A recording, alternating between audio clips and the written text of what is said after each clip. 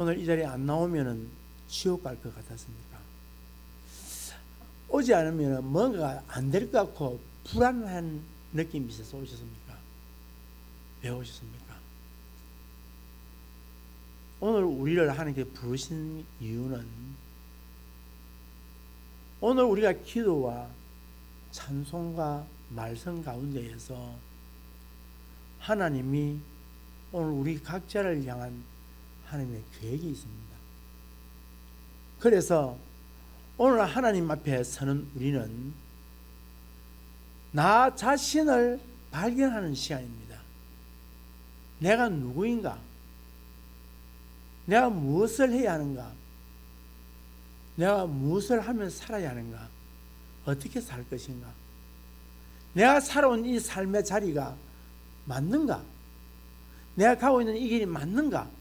잘못 살아가는 것이 무엇인가? 바르게 살고 있는가? 하는 것을 발견하는 시간입니다. 저보다 설교 잘하는 사람들이 전국에 셀 수 없이 많은 목사님들이 지금 이 시간에 설교를 하고 있습니다. 여러분 유튜브를 통하거나 또 방송을 보면 설교 잘하시는 분들이 굉장히 많습니다. 재미있게 하시는 분들도 있습니다. 젊게 하시는 분들도 있습니다. 부흥집회와 같이 또 하는 설교도 있습니다. 설교를 잘하고 설교 오늘 잘 들었다, 오늘 재미있더라, 이걸 위해서 온 것이 아닙니다. 우리는 오늘 말씀을 통하여서 내가 누구인가를 깨닫는 것입니다. 누가복음 18장에 가보면 거기에 두 사람의 기도자가 나와 있습니다. 한 사람은 바리새인입니다.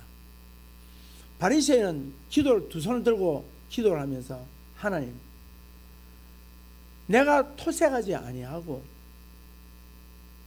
내가 간음하지 아니하고 일주일에 2번씩 금식했고 11조를 내게 하심을 감사드리며 또 저기에 서 있는 저 세리처럼 살지 않게 하심을 감사를 드립니다 하고 길가에 있어서 크게 두 손을 들고 크게 고함을 지렀습니다. 그런데 저쪽 한 규팅에 세리한 사람이 고개도 감히 들지 못하고 무슨 기도를 하느냐? 하나님, 나를 불쌍히 여기소서. 나는 죄인입니다 라고 기도했습니다. 그때에 주님이 그 세리를 보고 향하여 말씀하시기를, 그가 하나님으로부터 의롭다함을 받았다라고 말씀하면서 그가 집으로 돌아갔다라고 이야기합니다.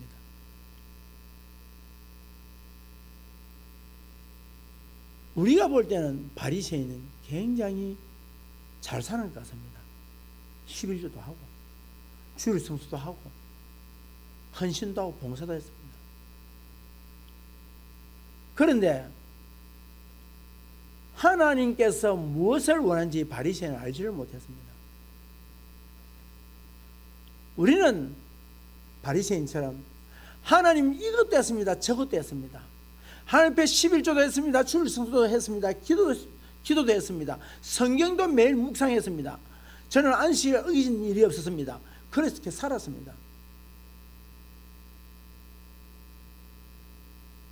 그러나 하나님은 뭘 요구하시느냐?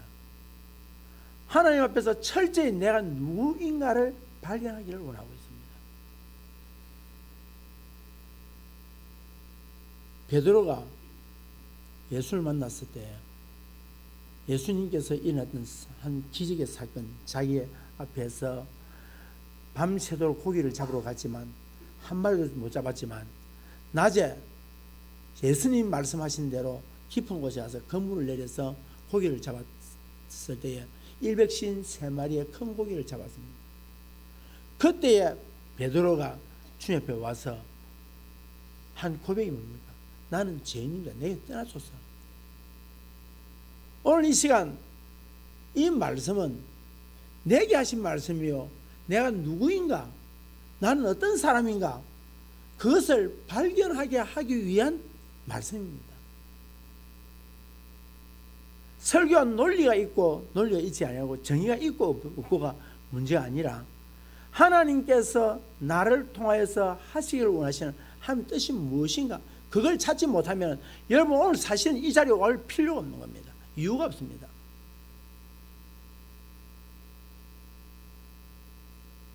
오늘 우리 성경은 우리에게 하나님께서 이런 질문을 하나 던지고 있습니다. 여러분의 질문을 던집니다. 혹시 여러분 이 질문을 한번 해본 적이 있습니까? 나는 하나님을 기쁘시게 해드리고 있는가? 여러분 이 질문을 여러분 사시면서 던져보셨습니까? 나는 하나님을 기쁘시게 해드리고 있는가?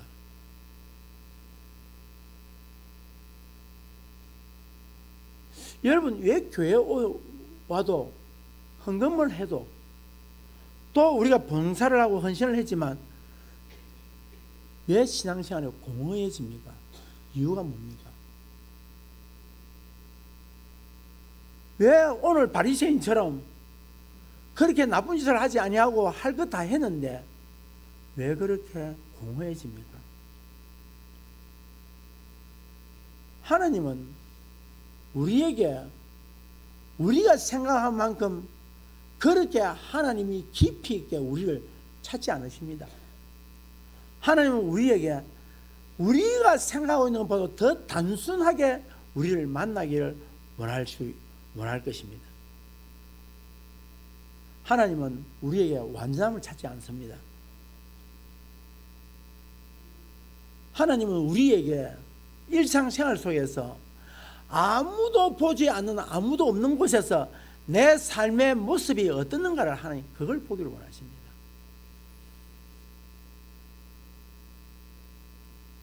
오늘 말씀은 나를 변화시키는 말씀이요.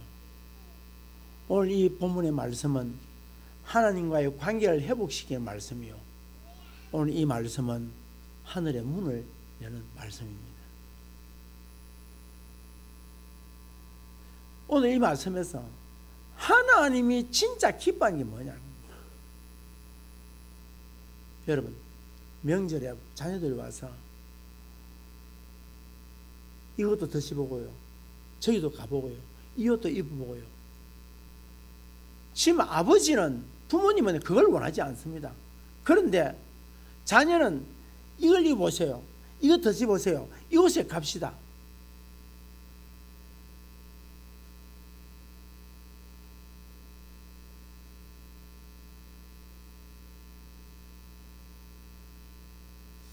하나님 정말 나를 기뻐하실까?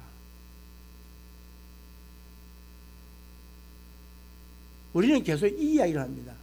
더 많이 기도해야 돼. 더 열심히 봉사해야 돼. 더 나은 사람이 돼야 돼. 여러분, 이걸 하나님이 원하실까요? 저는 지금까지 말씀을 준비해 오고 목사로서 지나오면서 저도 많이 강조를 했습니다. 그런데 오늘 이 설교를 준비하면서 깨달은 게 있습니다. 우리는 믿음을 성과로 보려고 합니다. 성과로. 이것을 안 했기 때문에, 저것은 더 했기 때문에 나는 복 받아야 돼. 나는 안 했기 때문에 복 안 주실 거야. 나 이렇게 안 했기 때문에 내 신앙생활 나는 지옥 갈 거야. 나는 이랬기 때문에 천국 갈 거야. 라고 우리는 성과에 우리 매달려져 있습니다. 그래서 우리는 하나님께 내가 이렇게 열심히 하는 사람입니다. 나는 이렇게 정직하게 산 사람입니다. 나 이렇게 잘 살려고 노력했습니다. 라고 하나님 앞에 자기를 증명하려고 지쳐있는 그리스도인들입니다. 그러나 하나님은 그걸 원하지 않습니다. 우리가 하나님 성경에 내 있어서 하나님의 성경에 다 지친 사람을 하나님 원하지 않습니다. 나 하나님이 일 다 하고 저도 다 하고 뭐도 다 했는데 하나님 왜 이렇습니까? 라고 하는 그런 사람을 하나님 원하지 않습니다. 하나님이 원하는 사람은 하나님의 마음에 맞는 사람, 하나님의 마음을 가진 사람. 그래서 우리는 뭡니까? 왜 저 사람이 이걸 하지 않아? 왜 나는 하는데 왜 저 사람은 하지 않아? 라고 성과에 매달려 있는 그리스도인들이 되어버렸습니다.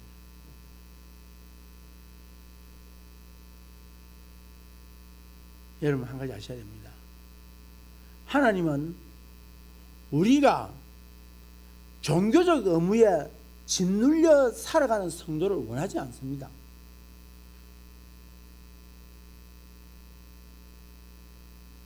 완전함이나 또는 우리에게 무언가에 답을 내놓는 성과 있는 삶을 하나님 원하지 않습니다. 오늘 성경은 세 가지로 하나님이 원하시는 것이 세 가지가 있다는 것입니다. 그 세 가지는 정의를 행하고 또다시 하나님께서는 인자를 사랑한다. 이 말은 자비를 사랑한다 이 말입니다. 자비를 사랑하고 겸손히 하나님과 함께 걷는 자를 하나님이 원하신다라고 말씀을 합니다. 이 말씀은 아주 신앙에 깊이 있는 자들이 주신 말씀이 아니라 누구나 선택할 수 있는 하나님의 말씀입니다. 이것은 부자든 가난한 자든 젊든 연세가 많든 남녀노소에 관계없이 하나님 이것을 원하기를 취하기를 원하고 있습니다.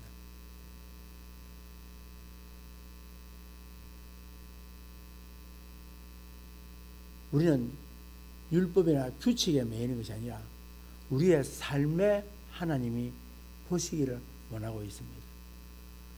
그러면 오늘 하나님께서 기뻐하시는 우리에게 요구하시는 구하시는 하나님의 마음이 뭐냐? 첫째로 하나님의 마음은 정의를 원하십니다.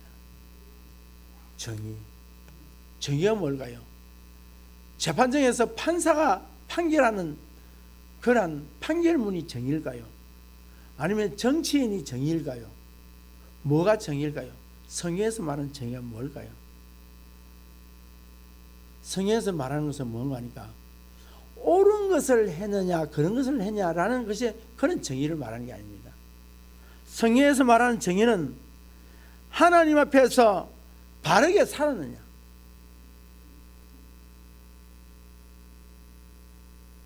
아무도 보지 않는 곳에서 올바르게 살았느냐, 이걸 하나님이 우리에게 원하고 있다는 것입니다.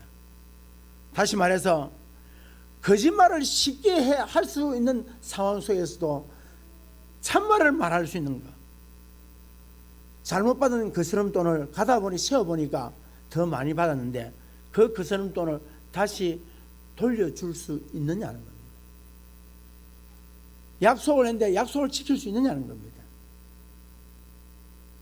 불편하더라도 어려운 이웃을 외면했느냐 안 했느냐, 여기에 하나님은 정의를 말씀하고 있습니다. 다시 말해서 하나님의 말씀은 진리와 비진리를 타협했냐 안 했냐, 이걸 말씀을 하고 있습니다. 예수님께서 우리에게 놀라운 예를 한 가지 말씀하고 있습니다. 하루는 사람들이 가늠하다가 현장에서 붙들린 여인을 머리채를 잡고 끌고 예수님 앞에 왔습니다. 그리고 수많은 사람들이 보니까 손에 돌을 들고 있습니다. 그리고 예수님 앞에 왔습니다. 이 여인은 수치라는 수치는 다 당했습니다.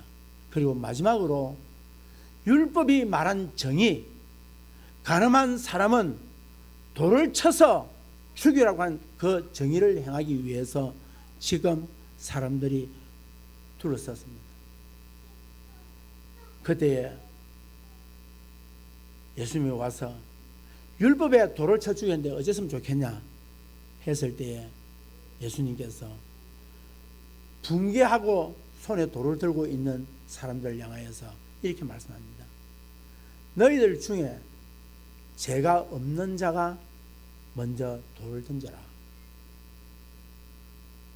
그 이야기를 듣고 있던 사람들이, 분에 차 있던 사람들이 그 이야기를 듣고 한 사람, 두 사람 손에 들고 있던 돌을 놓고 돌아갔습니다. 아무도 없었습니다. 그때에 예수님께서 그 여인에게 묻습니다. 너를 정죄하는 사람이 있느냐 없느냐? 없습니다. 나도 너를 정죄하지 않니 다시는 이와 같은 일을 저지르지 말라라고 이야기합니다.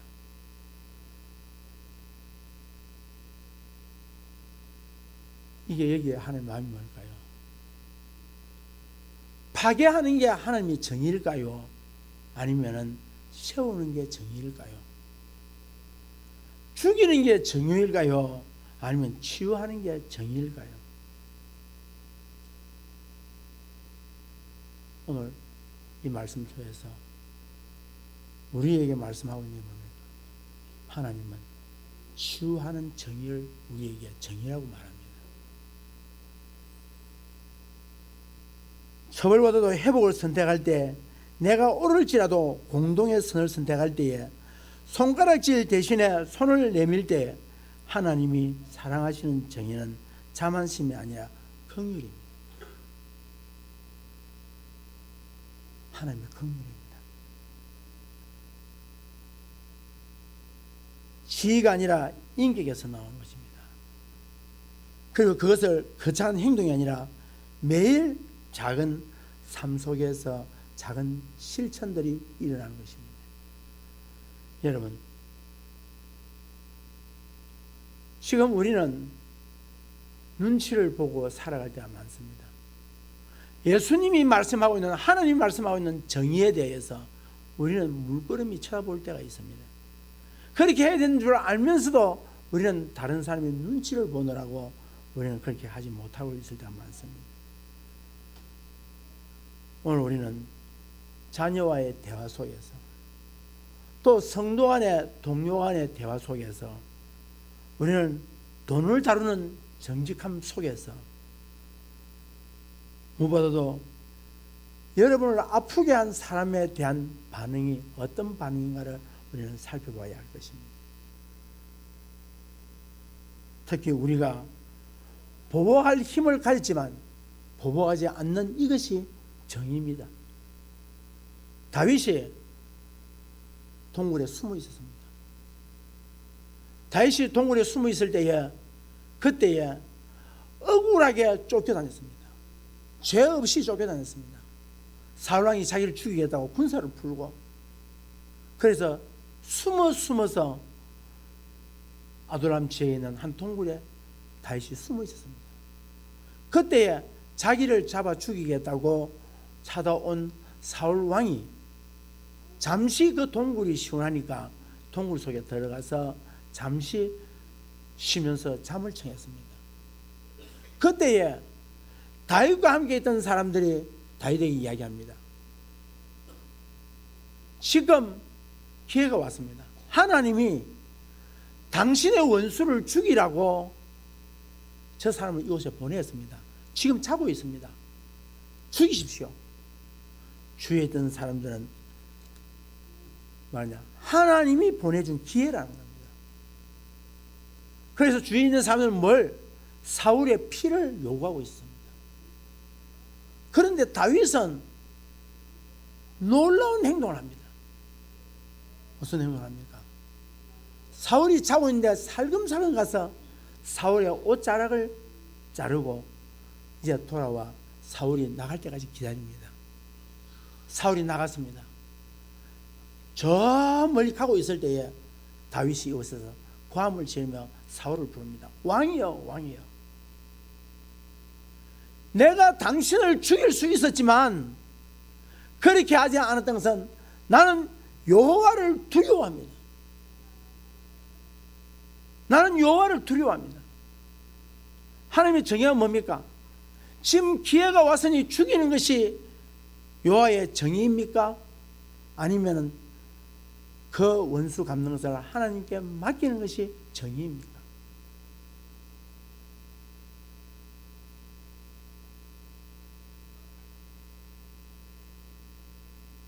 또 놀라운 한 예를 들겠습니다. 요셉이 형들의 미움을 사서 형들이 있는 곳에 찾아갔을 때에 그 형들은 그를 잡아서 죽이려고 하다가 애굽에 있는 애굽으로 내려가는 장사꾼, 노예 장사꾼들에게 요셉을 팔았습니다. 억울합니다. 애굽에 팔려간 요셉은 보디발의 집에서 억울한 일을 또 당하고 감옥에 들어갑니다. 그리고 감옥에 들어간 이후 요셉은 사람들로부터 잊어버림을 당합니다. 그런데 하나님께서 그를 애굽의 국무총리를 세웠습니다. 어느 해 그 땅에 가뭄이 오기 시작합니다. 자기를 팔아버렸던 형들이 국무총리가 되어 있는 팔아버렸던 동생 요셉 앞에 와서 무릎 꿇고 저희들에게 식량을 달라고 이야기합니다. 그때에 요셉은 지나간 억울한 세월의 눈물들을 충분히 갚을 수 있는 기회이지만 요셉은 갚지 아니하고 오히려 그가 한 것은 울었습니다. 그리고 형들을 껴안았습니다. 그리고 용서했습니다. 그리고 나서 그 형들이 이렇게 말합니다. 오늘 나를 이 애굽 땅에 보낸 것은 형들이 아니라 여호와 하나님께서 이곳에 보냈습니다.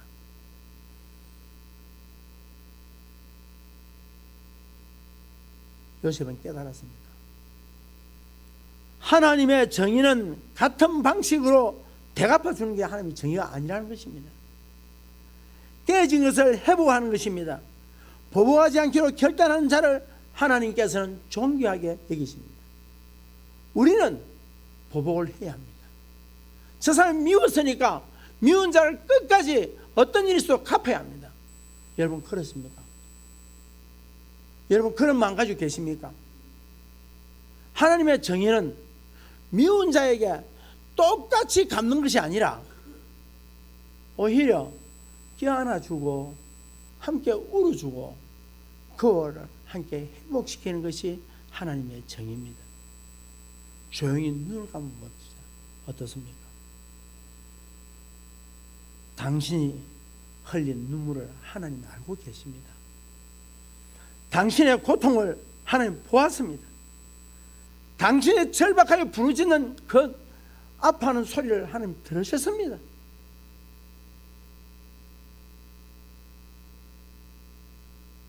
하나님은 그분을 신뢰하는 자를 하나님 반드시 정의를 이루신다고 약속하셨습니다. 지금 이 순간 이 말씀을 듣는 중에 여러분 가운데 여러분 마음에 이와 같은 정의를 하나님이 요구하고 계시는 분이 있을 것입니다. 복수하겠다고 불타있는 그 마음속에 하나님께서 그것이 아니라고 오히려 울어주라고 오히려 껴안아주라고 너희의 복수심은 그것은 복수가 아니라 죄악이라고 하나님 말씀을 하고 있는 것입니다. 하나님의 정의는 때로는 늦습니다. 내가 기대하는 시간에 이루어지지 않습니다. 나의 원수와 잘 살아가고 있습니다. 나를 괴롭혔던 그 사람, 나를 배신했던 그 사람이 잘 살고 세상에서 떵떵거리고 살아가는 것처럼 보이지만 그러나 기다리십시오. 하나님이 그 정의를 이루실 때가 온다는 것입니다. 어느 자매가 예수 믿는 자매가 있었습니다. 이 자매가 수년간 회사에서 헌신을 했는데 어느 날 자기가 연구하고 준비했던 그 프로젝트를 어느 날 자기 동료가 훔쳐가 버렸습니다. 그런데 그 훔친 일에는 그렇게 자기를 좋아해주고 자기가 함께 잘 지냈던 상사까지도 그와 같이 함께 그렇게 동조해서 그 프로젝트를 뽑아가 버렸습니다. 훔쳐가 버렸습니다. 이 자매는 철저히 무시당하고 마치 그 사람들로부터 존재하지 않는 그림자처럼 여김을 받았습니다. 이 자매는 외치고 드러내고 싸우고 싶었습니다. 자신을 변호하고 싶었습니다. 하지만은 마음 깊은 곳에 들려오는 하나님의 음성이 있었습니다. 하나님께 맡기라고요. 그분은 공의롭다고요. 하나님께 맡기라고요. 하나님은 공의로운 하나님이시라고요. 시간이 흘러갔습니다. 6개월이 지난 어느 날 이 프로젝트가 이 여자 자매로부터 나왔다는 사실을 알게 되어졌고, 이것이 어떻게 해서 오게 됐는지를 다 밝혀져서 그 상사는 해임되어 버렸고 그 직원은 회사에서 쫓겨났습니다. 그리고 이 자매는 더 높은 자리로 올라가게 되었습니다. 사랑하는 여러분, 그렇습니다. 하나님은 반드시 정의를 행하시는 하나님이십니다. 여러분 가운데 부당한 일을 당하고 계신 분이 계십니까? 부당함에 무게에 짓눌려서 고통스러웠고 너무 억울하십니까? 하나님은 공의로운 재판장이십니다. 그분은 보고 계십니다. 그분은 바로 여러분의 관심을 가지고 계십니다. 그분은 일하십니다. 계속해서 올바른 길을 걸어가십니다. 비록 아프더라도 옳은 것을 선택하기를 하나님 원하고 있습니다. 참으십시오. 아무리 여러분을 너무 떨리려 한다 하더라도 여러분 넘어지지 않습니다. 하나님께서 말씀하시기를 나의 의의 오른팔로 너를 붙들리라고 말씀하고 계십니다.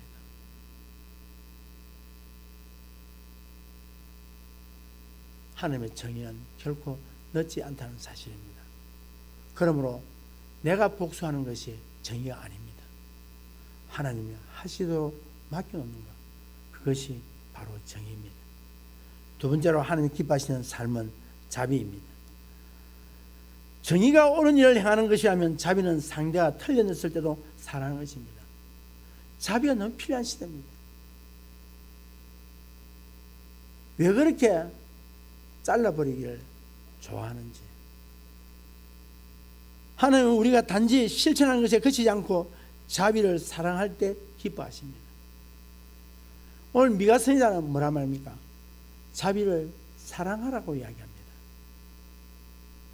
헤세드. 이 헤세드라는 말은 우리 말로 표현하기가 참 어려운 말입니다. 단순히 선행을 말하거나 친절한 것을 말하는 게 아닙니다. 그것은 충실하고 흔들리지 않는 인내의 사랑입니다. 왜 요즘 사람들 너무 경박하다는 말이 뭔지 아세요? 자기에게 조금만 유익이 있으면 막 다 입에 혀처럼 다 하다가도 조금만 무엇인가가 맞지 않으면 그만 돌아서서 험담하고 미워하고 하는 모습을 볼 때 너무 가슴이 아픕니다. 자비가 뭡니까? 자비하신 하나님은 무슨 말입니까? 끝까지 포기하지 않는 사랑입니다. 끝까지 한 번 사랑했으면 끝까지 사랑하는 거예요.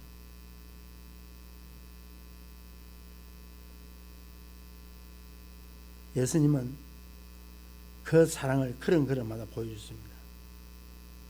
나병 환자를 만지실 때에 단지 병을 고친 게 아닙니다. 나병 환자를 만졌을 때 주님은 말씀합니다. 너는 여전히 만질 가치가 있는 사람이야. 너는 여전히 사랑받을 가치가 있는 사람이야. 여러분, 하나님이요 오늘 이 시간에 여러분을 향하여 말씀합니다. 너는 내 사랑을 받을 가치가 있는 사람이야. 하나님, 누구도 나를 버리고 도망갔는데요. 누구도 나를 욕하고 돌아섰는데요. 그렇게 나를 사랑해 주는 것처럼 말했지만 나를 그렇게 험담하고 나를 괴롭히는 사람인데 내가 어떻게 내가 그래 할 수 있습니까? 그런데 하나님도 나를 사랑하시나요? 세상이 다 떠나고, 그래서 다윗이 말합니다. 내 부모가 나를 버린다 할지라도 여호와 하나님은 나를 버리지 않더라는 겁니다. 사랑하는 여러분, 세상 사람들은 형제가 나병이 걸렸을 때에 혹시 올못까지 씹어서 손절내버리고 저 어두운 토굴 속에다 집어넣어버리는 그런 사랑을 배신당한 나병 환자들, 그 환자에게 주님 찾아가셔서 주님 만져주시다는 겁니다. 여러분, 사개오를 아시죠?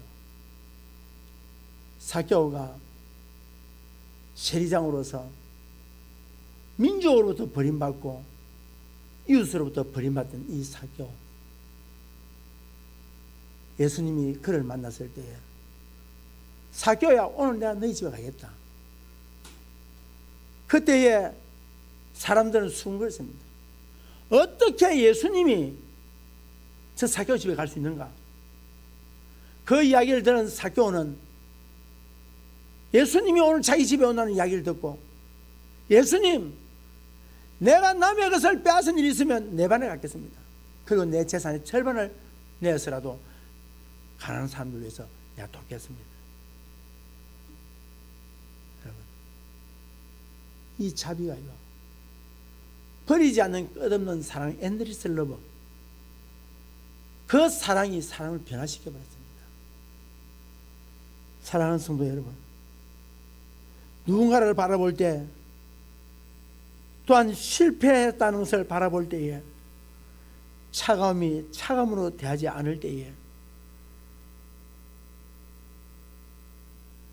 은혜로 다가갈 때에 사람은 변하게 되어 있습니다. 듣고 섬기고 자신을 내어줍니다. 자비를 사랑한다는 것은 아버지의 마음을 비추는 겁니다. 오늘 우리가 세상에서 이 자비를 베푼다는 것은 하나님의 아버지의 마음을 세상에 전달하는 것입니다.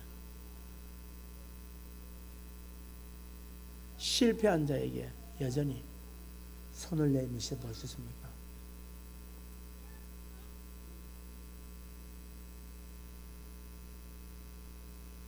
우리 장정모 권사님 집에 가보니까 사람이 오기를 그렇게 좋아해요. 그렇게 외로웠어요. 교회 오고 싶어서 휠체어를 준비해 샀어요. 그런데 3층에서 내려오기 힘이 들어. 부축이 안 돼. 그런데 사람이 가면은 이야기하고 싶고 듣고 싶어서 목말라 하고 있어. 인려전도 회원들에게 부탁합니다. 순번을 정해서라도 가셔서 돌아봐 주시길 바랍니다. 그게 자비입니다. 일남전도에 부탁합니다. 서일문 집사님, 너무 힘듭니다. 너무 힘듭니다. 돌아봐 주시기 바랍니다.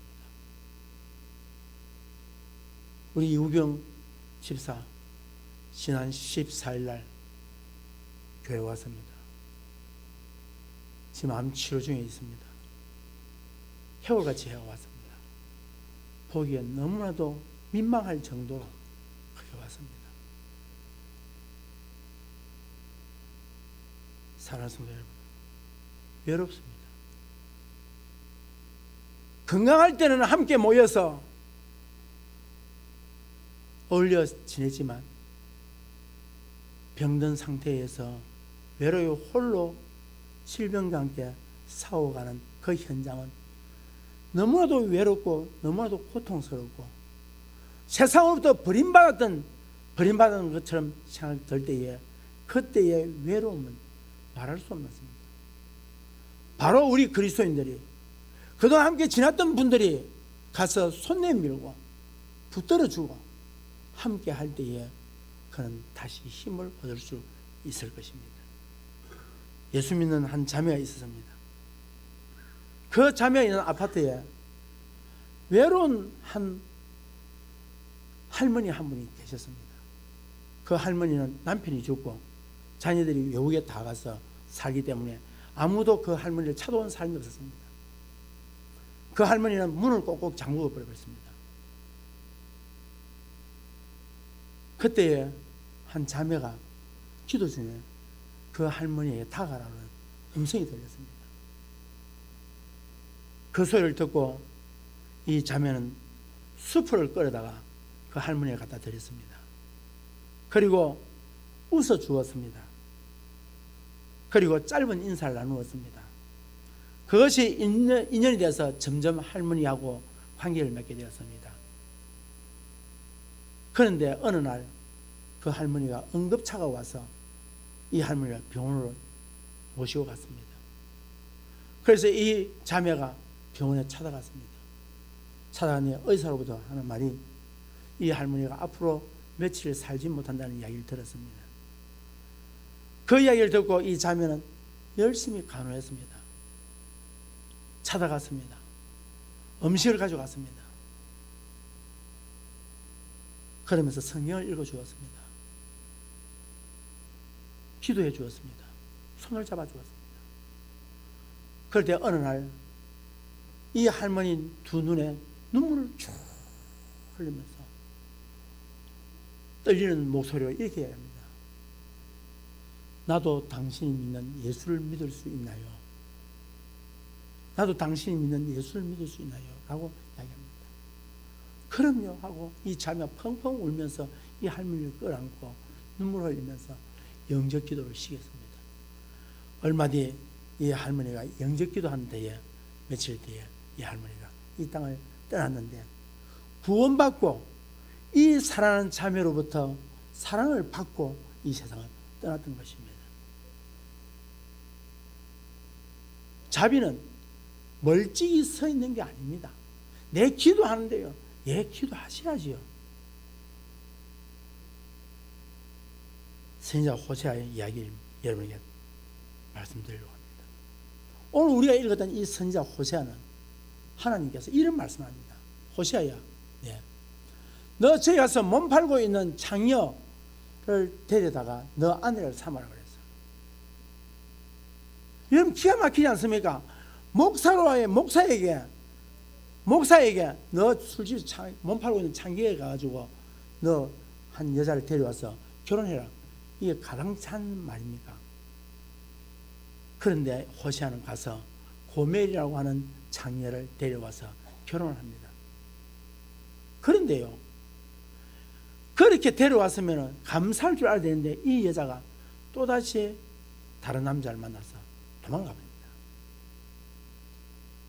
또 데려와서 또 데려왔습니다. 또 다른 남자 만나서 또 도망갔습니다. 그 남자는 이 여자를 노예로 팔아버렸습니다. 하나님이 음성을 들려주십니다. 호세아야, 네. 너 지금 가서 노예로 팔려간 그 네 아내를 데려오라. 호세아가 가서 자기 돈을 주고 팔려간 그 자기 아내 고멜을 데려옵니다. 사랑하는 성도 여러분,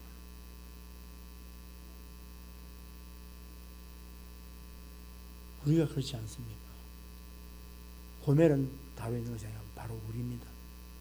그런데 하나님이 우리를 버리지 아니하시고 우리가 떠날 때마다, 우리가 원망할 때마다, 우리가 불평할 때마다, 우리가 고통스러워서 우리는 세상을 향하여 원망할 때에 주님은 떠나지 아니하시고 예수 그리스도의 피값으로 우리를 다시 사왔다는 사실입니다.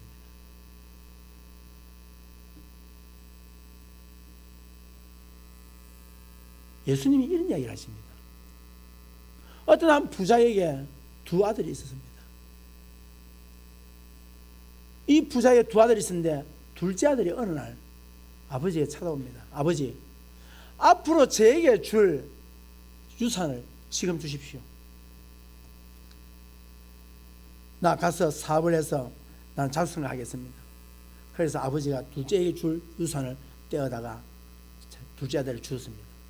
이 아들이 가서 젊으니까 가서 허랑방탕해서 탕진하고 모든 것을 잃고 실패와 좌절과 절망을 자리에 내려가면서 너무 배가 고파서 돼지 치는 집에 가서 돼지를 치는 집에 가서 돼지가 먹는 지엽 열매를 먹을 게 없어서 그걸 먹고 살았습니다.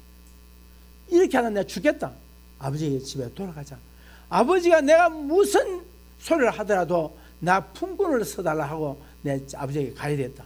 그래서 아버지 찾아왔습니다. 그런데요, 문전박대 당할 줄 알았던 이 아들이 아버지의 환대가 놀라웠습니다. 아버지가 달려와서 끌어안고 입을 맞추고 목욕시키고 그를 위해서 잔치를 배설해 주었습니다. 이것이 하나님 아버지의 마음입니다. 세상은 말합니다. 용서하는 또 한계가 있다. 배신자는 안 돼. 아무것도 줄 필요가 없어. 이렇게 말합니다. 그런데 주님은 말씀합니다. 내가 사랑한 것처럼 너희도 서로 사랑하고 7번이 아니라 70번씩이라도 용서하라고 말씀을 하셨습니다. 이게 하나님의 아버지의 마음입니다. 때로는 이렇게 사랑하는 것이 아픕니다. 하지만 우리가 계속해서 사랑하기로 선택할 때마다 하늘이 움직이고 하늘의 보좌가 움직일 것입니다.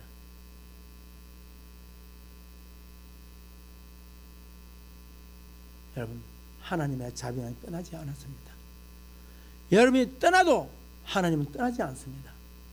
지금도 여러분을 사랑하기 때문에 지금도 하나님은 여러분과 함께 있다는 사실을 아시고 무조건적인 사랑이 여러분을 통해 흘러갈 때에 하나님은 여러분을 기뻐하시는 것입니다. 마지막으로 하나님이 기뻐하시는 삶은 겸손입니다. 하나님께서 우리에게 요구하신 세 가지 정의와 자비와 겸손 중에 그 중에 제일은 겸손이라. 정의와 사랑과 겸손 중에 그 제일은 사랑이 아니고 겸손입니다. 사랑하는 성도 여러분, 겸손이 뭘까요? 아이고, 예, 남이 이야기할 때 때리면 맞고, 예, 그렇습니까? 그저 예의하는 그게 겸손이 아닙니다. 겸손은 오늘 성경에서 이야기합니다. 뭐라고 이야기하느냐? 하나님과 동행하는 거라고 이야기합니다. 동행 어떻게 하겠습니까? 아침에 눈 뜰 때 주님, 오늘도 주님의 은혜가 필요합니다. 내가 중심이 아니라 주님이 중심입니다 하고 주님과 함께 걸어가는 겁니다. 여러분, 겸손한 사람의 대표적인 삶이 누군지 아십니까? 에녹입니다. 그런데 여러분 보십시오. 에녹이 뭘 했습니까? 에녹이 전쟁을 치고 전쟁을 이겼습니까? 에녹이 기적을 행했습니까? 에녹이 예언을 했습니까? 뭘 했습니까?